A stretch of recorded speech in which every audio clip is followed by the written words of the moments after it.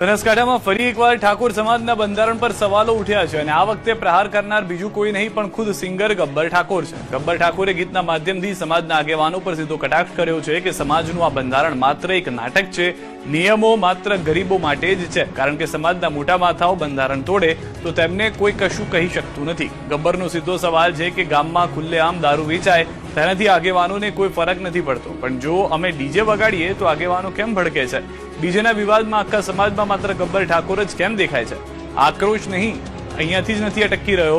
ગબ્બરે આરોપ લગાવ્યો કે જે સમાજમાં સાચા ન્યાયની વાત કરવામાં આવે છે ત્યારે આગેવાનો તરફથી સીધી ધમકીઓ મળવા લાગે છે।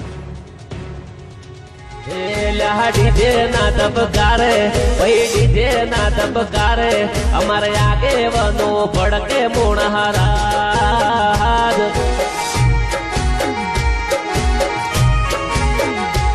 ભલે ગોમમાં દારૂ